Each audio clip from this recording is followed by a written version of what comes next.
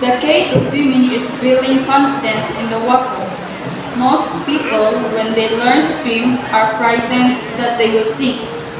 Swimming aids such as polystyrene clothes and inflatable armbands can help a learner to keep afloat while practicing swimming stroke.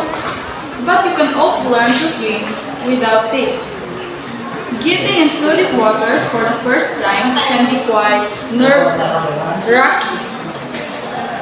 Start by using the steps in the shallow end of the pool. Ease yourself in backwards, and once you are in water, move out into the pool. Get used to walking on the bottom and try bobbing up and down. On your next visit to the pool, enter the water a different way. Sit on the edge of the pool with your feet digging in the water.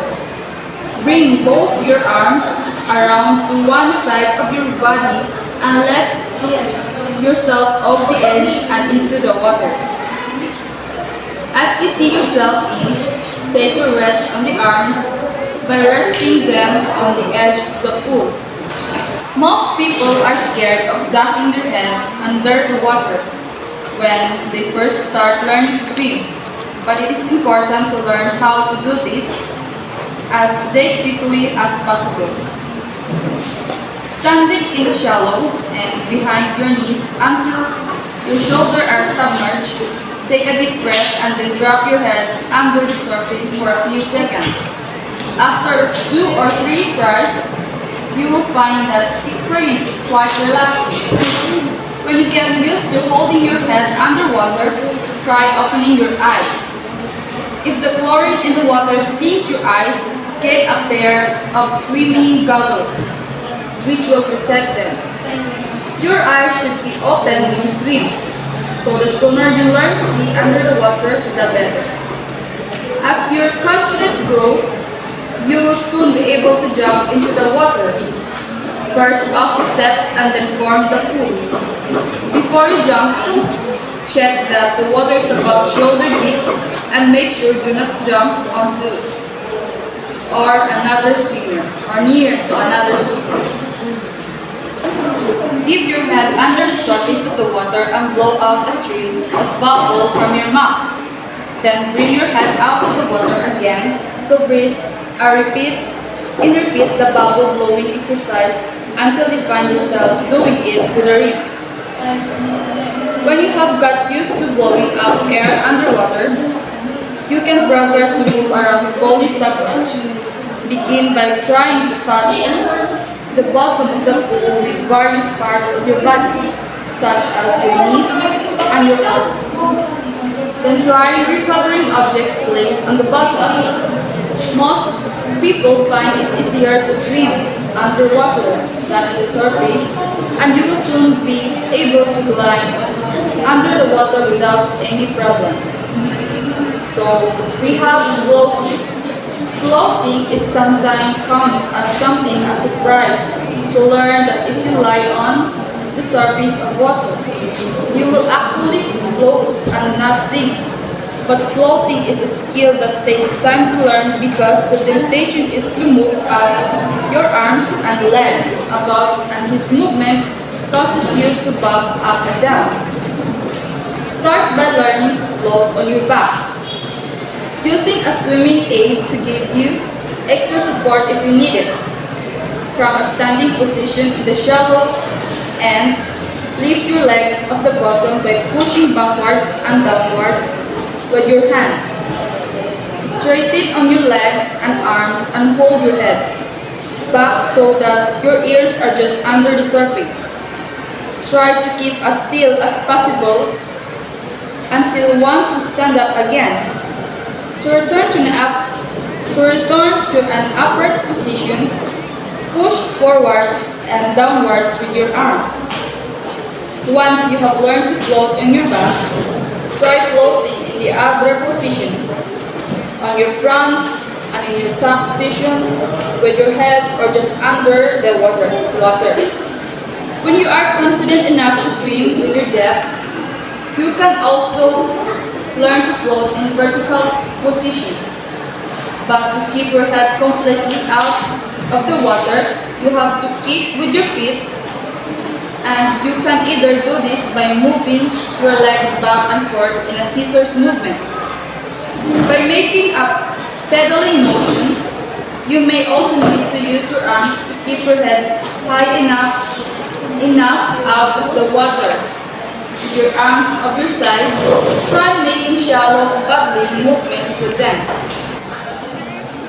And next, Of the fire and the flames, you're the Learning to drive against the surface of the water is the next step towards swimming properly. Push yourself out from the side of the pool with your legs, trying to keep your body as relaxed and as streamlined as possible. Practice gliding on your back and on your front and measure how far you travel each time before you assume an upright position again. When you can glide and float with ease, you are ready to learn to swim. The stroke. Front crawl. Front crawl is the most popular of all the stroke and it is also the faster. Most people will naturally start swimming with a paddling motion a bit like a dog swimming in water to reach a stick doggy's paddle. As it is glide, this is an effective way of keeping your head out of the water, but it is not a very efficient way of swimming and certainly is not very elegant.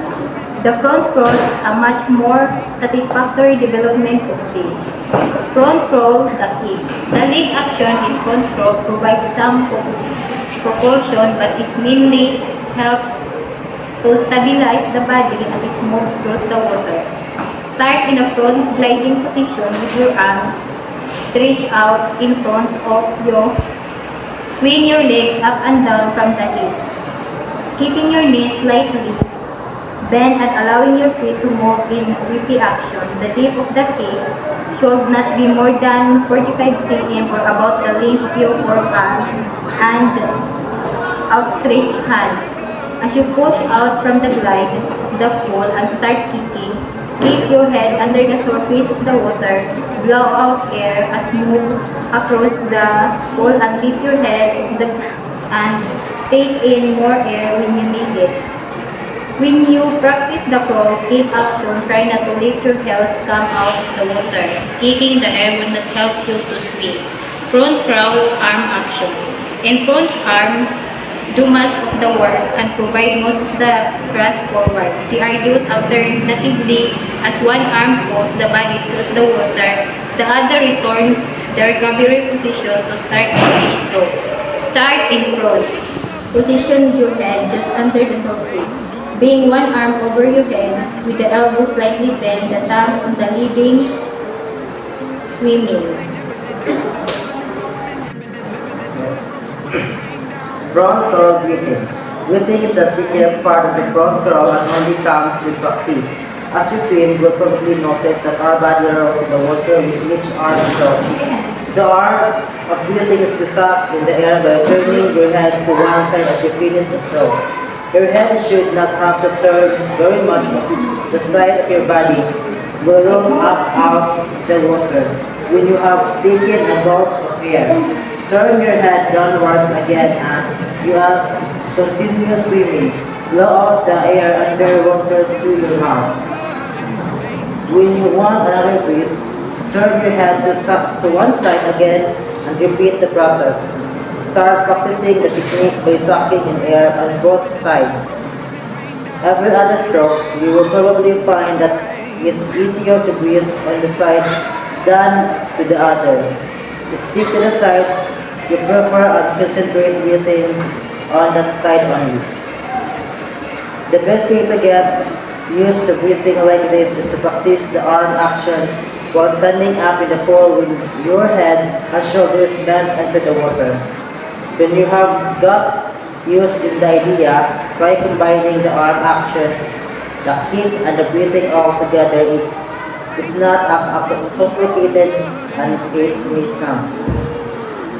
Water sports. Good swimmers can enjoy a whole range of water sports from water polo to surfing.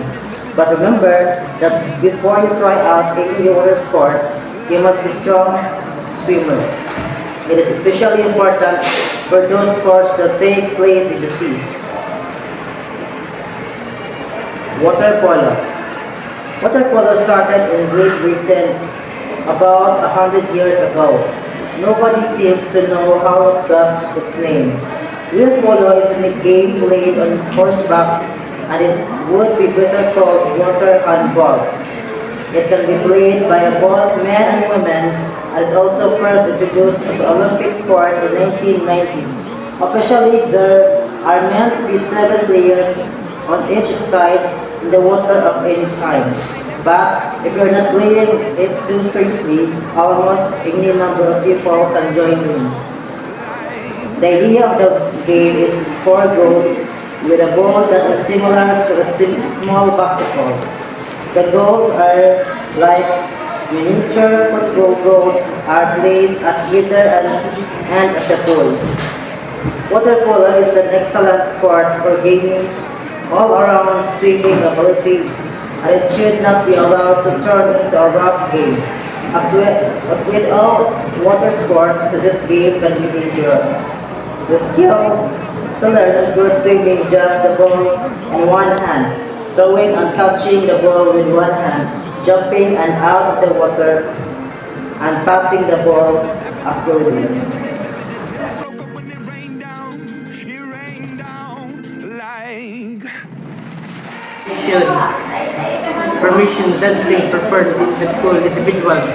Here's is teams of swimmer carry out the sequence of movements in time to music. Special speakers are placed in the water so that the swimmer can hear the best even they are submerged.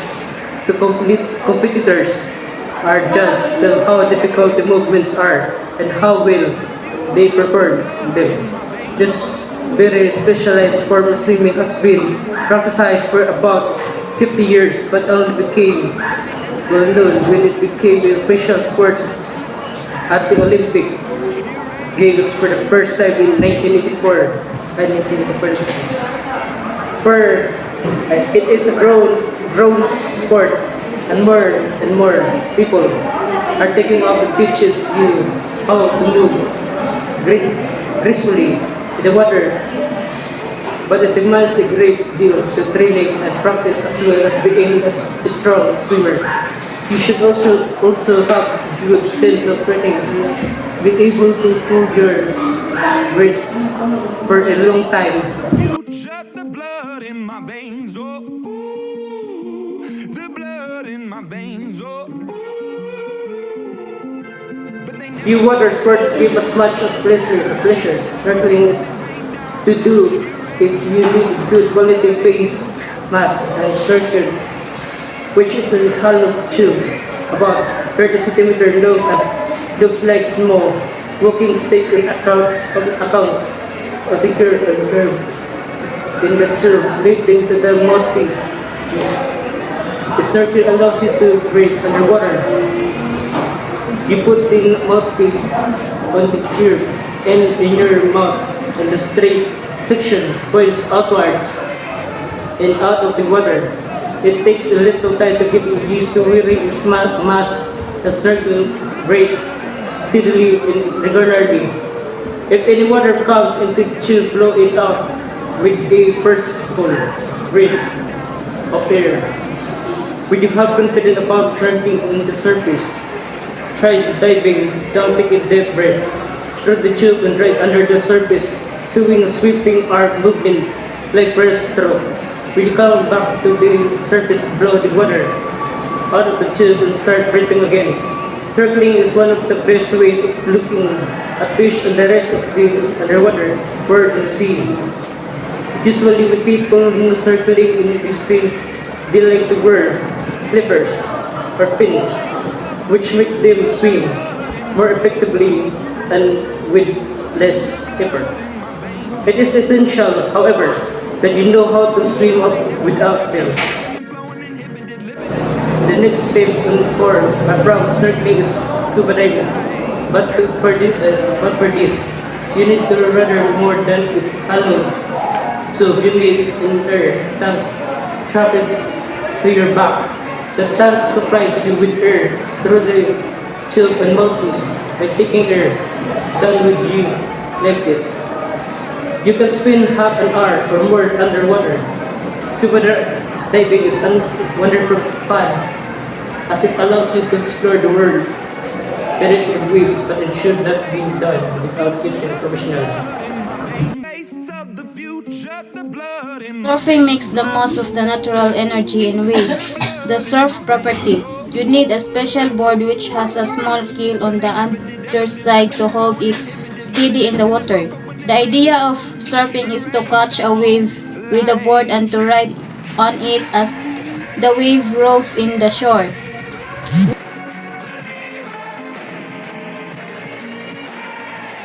Windsurfing. Windsurfing is quickly becoming one of the most popular of all water sports.